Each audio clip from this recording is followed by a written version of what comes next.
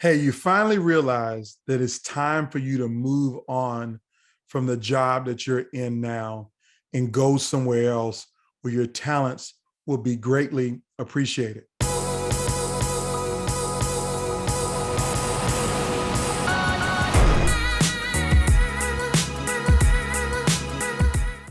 So you're now trying to evaluate what you should be looking for in that next executive role that you take. Well, let me tell you why it's important for you to really take some careful consideration for this. See, you've been through the fire before. You know how hard it is to work in an organization with a leader that doesn't value your talents and your skill, with a team that doesn't respect your expertise and your opinion, and more importantly, that you cannot help the people that you really came there to help. That's the patients and the frontline team members who look up to you. You're tired of being in a bad environment that doesn't nurture you. So you want to move on to a new environment. But there is a chance and a risk that you could jump out of this frying pan and jump into a fire of an organization who has a worse executive culture than the one that you came out of. So you really need to slow down, take some time, because you don't want to jump into something else. Because if you jump into something else without having fully thought through what you need to be successful as a leader and the kind of environment that you want to be in, then you're going to only end up leaving that job after a year. And you know what they start to say about people who job hop from role to role to role, that people wonder what's wrong with you, even though we know that nothing is wrong with you. The organization you're in is just toxic, and you keep picking toxic organizations. So I want to give you some things that you should really think about, that you really should contemplate on and evaluate and make sure that you look for in your next executive role. The first thing that you need to look for is to make sure that you're paid equitably with everybody else around the table. See, I know far too many executives like you who have the skills, the capabilities, the degrees, the background, and the expertise, who end up getting a job in an organization and you get hired for the low, as they call it. And when I mean the low, you're paid 30 to 40% less than your peers around the table. And if we're being honest about it, you knew that about the last place that you came from. That's the reason why you're looking for a new opportunity. So you need to make sure that you do a market analysis and know what the compensation looks like for a role like this in an organization that same size with the same amount of resources. It's easy to do that research now with websites like Glassdoor, and you can look up their 990s and see what their tax returns, with their income and expenses. You can find all of this information. But still, even when you figure that out, what I'm going to tell you to do is something else. Whatever they offer you, I want you to tack 25% on top of it. Why? Because we're at the lowest unemployment rate that we've seen in a generation. But so many people are out of work because they've chosen to be out of work. So companies and organizations are starved for top talent. So you are a top talent. And because you're a top talent, you should ask for what you want. And if you don't get it, then don't take the job, because there's somebody else out here who's going to give it to you. But let me be clear, money is not everything. Matter of fact, it's not even the most important thing that you need to look for in your next executive role. What you want to look for is the opportunity to grow. Are you being brought in and says, hey, we're bringing you in to play this one particular role because this is a problem area for us? Be careful about taking a job in a role where you're only going to solve that problem. See, here's how it breaks down. When you're given a job description, there's probably 15 or 20 different things on a job description that you, quote unquote, are being hired to do.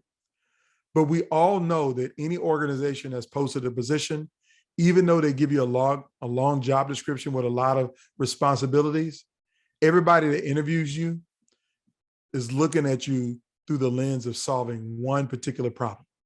Maybe it's the nursing turnover rate that they're looking for to solve. Maybe they're looking to solve the patient satisfaction scores. Maybe they're looking at you just so they can get accreditation from Magnet, so they're looking for a leader.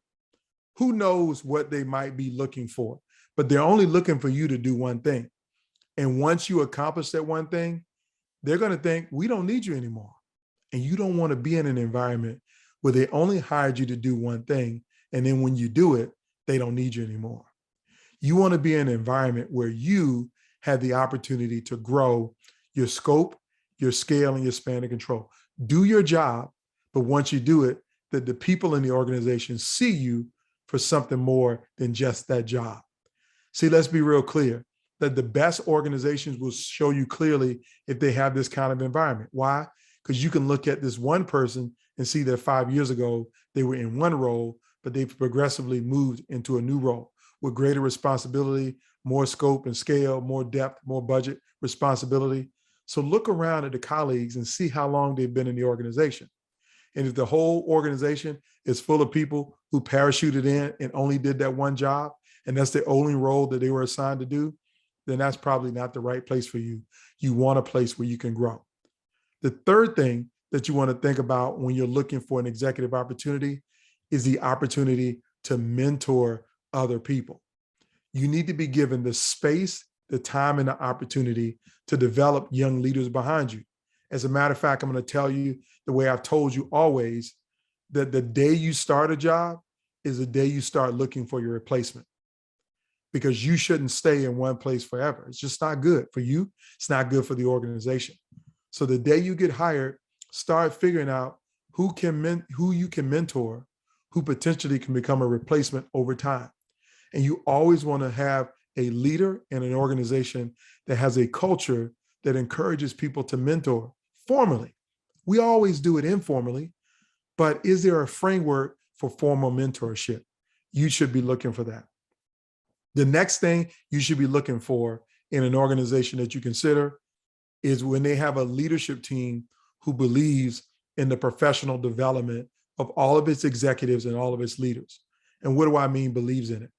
You can tell a real organization by how much of their budget do they allocate for training and learning and development. If every executive doesn't have its own budget for learning and development to develop themselves and their teams, that's not the right kind of organization, because the greatest organizations that we all know are really training and development organizations that are masquerading in their core business. So if you're a hospital or a bank or a manufacturing facility, you're really masquerading as that business, but your core business is training and developing people to be great at your core business. So if that organization doesn't have a robust learning and development budget, then that may not be the right place for you. And as a part of that budget, do they have a budget for you to get some executive coaching? So I'm also going to tell you, you should never stop getting better as a leader. You should never stop finding some way to grow. And you need to get better and grow. That means you need a coach, because the greatest athletes in the world never achieve their success without having a coach. I don't care if it's tennis, track and field, golf, basketball, football. We know Hall of Fame coaches brought the best out of Hall of Fame players. And so you want to be a Hall of Fame leader, then you need to have a coach. And your new organization should be supportive in creating kind of environment where professional coaching is encouraged. Now, here's the last thing that I'm going to recommend to you to evaluate when you're looking for your new executive role. And you should ask this in the job interview. You should look for an organization that does offsite executive retreats with the leadership team. If they don't do offsite executive retreats with the leadership team, then that's an organization that is rudderless and doesn't have a real plan. So you should never go work for an organization that can't do a 2-day, 48-hour offsite meeting at a retreat center, a hotel, somebody's vacation home, or somebody's house where you can sit around in your t-shirt, your shorts, your jeans, your flip-flops, and have a discussion about strategic direction. Take off the business suit. Take off the heavy shoes or the tall shoes or whatever shoes people are wearing these days, and get comfortable and dive in deep to the challenges that you're facing as an organization. If an organization tells you that they don't do offsites, if they tell you that they haven't done a strategic leadership retreat for a full 2 days, not a 1 day, not a half day, not a 3 hour, but I'm talking a full 2 day offsite, then that's an organization you need to question if the leadership is really thinking strategically about the challenges before you. So I'm going to tell you right now to focus on those things before you decide to take a new position. You got to have an organization that is committed to that kind of framework, that's willing to pay you equitably, who are willing to invest in professional development, allow you to mentor and coach other people, allow you to grow as a leader into new responsibilities, who are willing to invest in executive coaching and invest in the leadership team by doing offsites. If your next employer doesn't have any of that, then you're in the wrong place, and you'll be watching this video again in 12 months to 2 years because you know it's time for you to make a move. I want to thank you for watching. If this resonated with you, please like, share, comment, and help me to help other people find success as a leader in your organization. Take care.